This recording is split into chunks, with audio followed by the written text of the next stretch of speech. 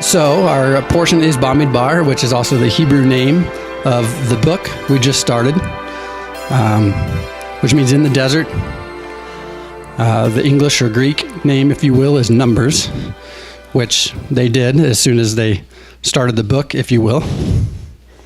We know they were actually living all this out, but in our book and our reading, they go straight into numbering.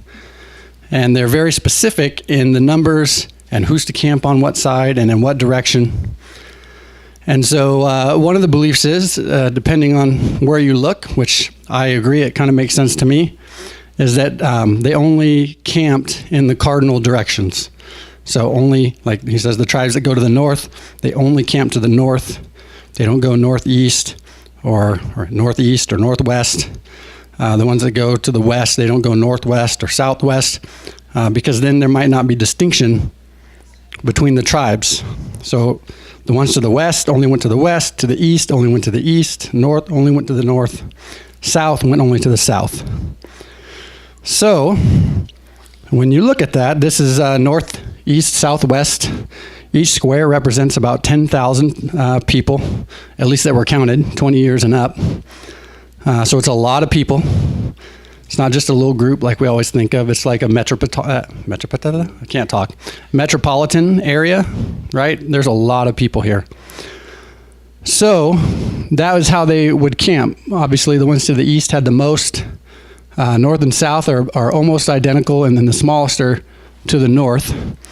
So then when Balaam came from the east, then as he approached and came up onto the top of whatever mountain it was where he was east of them, then what he saw was that. So even in the wilderness, it was always about the tav, or what we like to call the cross. The tav is the last letter. It's the sign. And that's what he saw.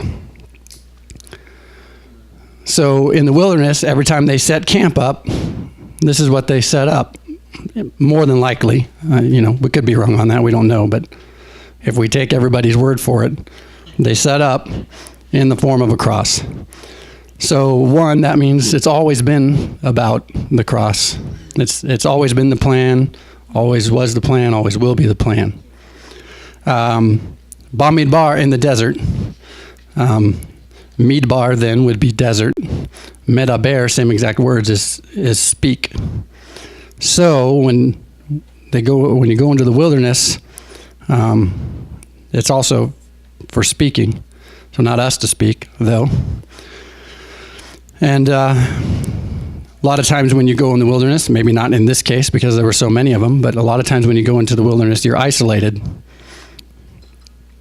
The reason for that then is so that you can be in the quiet and you can hear your Creator speak to you.